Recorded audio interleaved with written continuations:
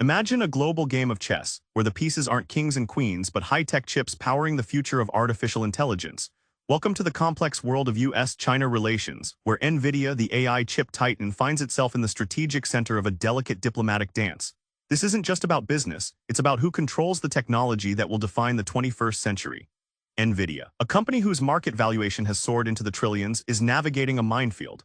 On one hand, it's the undisputed leader in the AI chip race. On the other, it's caught between the geopolitical ambitions of the United States and the growing technological needs of China. It's a position that demands constant strategic maneuvering. At the heart of this current standoff is Nvidia's H20 chip, designed specifically to comply with U.S. export restrictions. It's a performance-downgraded version of Nvidia's advanced technology, yet even this modified chip became a critical bargaining chip. The U.S. initially restricted its sales to China, a move that hit Nvidia's revenue hard, costing it billions. But then a surprising turnabout. This shift in U.S. policy seems to be directly linked to the diplomatic efforts of Nvidia's CEO Jensen Huang.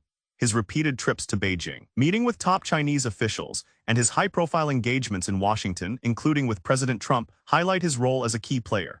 Huang isn't just leading a tech company, he's actively navigating the complex international relations that govern his industry. The Trump administration's policy towards Nvidia's chip sales has been notably fluid. After initially restricting sales in April, the administration signaled a reprieve, allowing Nvidia to resume shipping its H20 chips to China. Commerce Secretary Howard Lutnick explained this reversal, stating the U.S. wants China to remain dependent on American technology, a strategy aimed at keeping the U.S. one step ahead. China, for its part, isn't without leverage. The country holds a critical position in the supply chain for rare earth minerals, essential for many U.S. industries. Beijing's willingness to ease supplies of these minerals, as part of a trade truce, coincides with the U.S. loosening its grip on AI chip sales.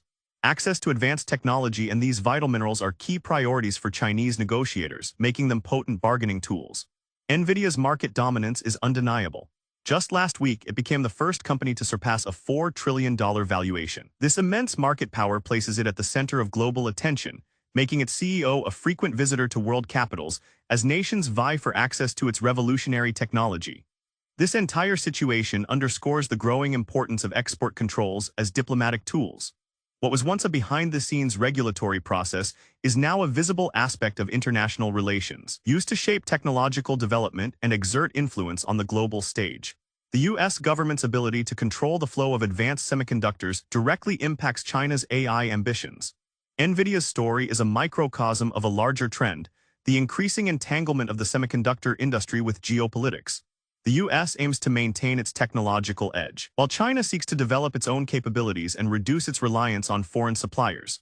This dynamic reshapes alliances, influences trade agreements, and dictates the pace of technological advancement.